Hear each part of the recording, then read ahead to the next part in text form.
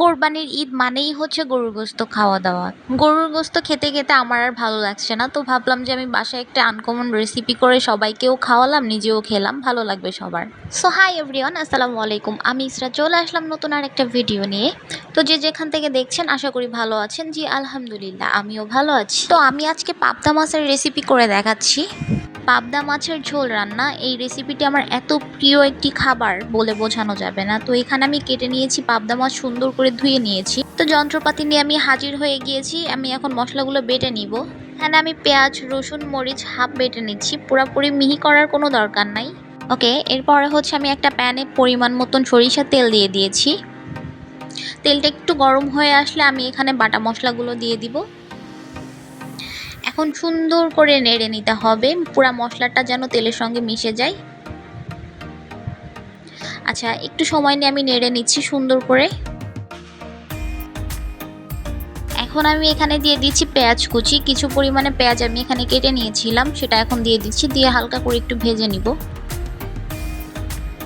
এখানে আমি দিয়ে দিচ্ছি স্বাদ মতন লবণ, আপনারা আপনাদের টেস্ট অনুযায়ী দিবেন। তারপরে দিয়ে দিচ্ছি এখানে আমি হলুদ গুঁড়া।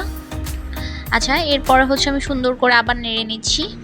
কোরবানি ঈদের সময় পরপর গরু গোস্ত খেতে খেতে খেতে খেতে ভালো লাগছিল না, তো আমি ভাবছিলাম যে এমন কি রেসিপি আছে যেটা খেলে আমার ভালো লাগবে। পরে যে মনে হইলো যে পাবদা মাছের ঝোলটা আসলে খেলে ভালো হয়, কারণ এটা আমার কাছে খুবই ভালো লাগে। আর বিশ্বাস করেন, এই পাবদা মাছের ঝোল দিয়ে পুরো আমি এক প্লেট ভাত খেয়ে উঠছি, মানে এত মজা হয়েছিল। আর আমার বাসার সবাই তো অনেক প্রশংসা করছে যে আসলে এরকম সিচুয়েশনে এত সুন্দর একটা রেসিপি খেয়ে তারাও অনেক খুশি ছিল। আচ্ছা, এখানে আমি 2টা তেজপাতা দিয়ে দিয়েছি। দিয়ে আমি সুন্দর করে আর একটু মশলাটা কষিয়ে নিব।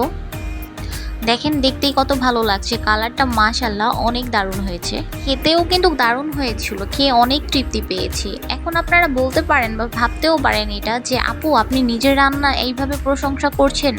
ভাই দেখেন, নিজের রান্না প্রশংসা বলে না, আপনারা নিজেরাও বাসায় ট্রাই করে দেখবেন, অনেক ভালো লাগে খেতে। কিছু কিছু রান্নার স্বাদ আসলে খাওয়ার পরেও মুখে লেগে থাকে, তো এটা এমনই একটি রেসিপি ছিল। আচ্ছা, এখানে আমি একটি চামচের সাহায্যে ঝোল উঠিয়ে নিয়ে এখানে আমি জিরা বাটার ভিতর দিয়ে দিচ্ছি। এখন করতে হবে ঝোলের ভিতর মাছগুলো আস্তে করে ছেড়ে দিতে হবে। আসলে পাবদা মাছটা একটু সফট হয়ে থাকে, সো এখানে আলতো হাতে এটা করতে হবে, খুব বেশি তাড়াহুড়ো করা যাবে না।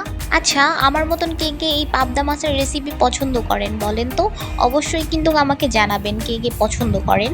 তো আমি হচ্ছে এখানে সুন্দর করে একটু নেড়ে দিব, নেড়ে দিয়ে ঢেকে দিচ্ছি।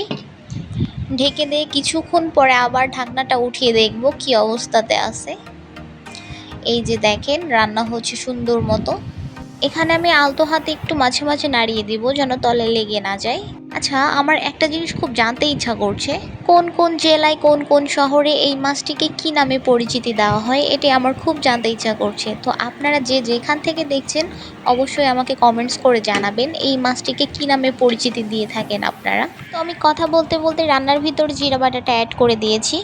এখন আলতো হাতে একটু নেড়ে নিতে হবে। আমার রান্না কিন্তু একেবারেই শেষের দিকে, আপনারা চাইলে কিন্তু এমন একটি সুন্দর রেসিপি করে আপনার পরিবারকে খাওয়াতে পারেন, দেখবেন সবাই আপনার প্রতি খুশি হয়ে যাবে। তো আজকের মতন আমি এখানেই বিদায় নিচ্ছি। আল্লাহ হাফেজ।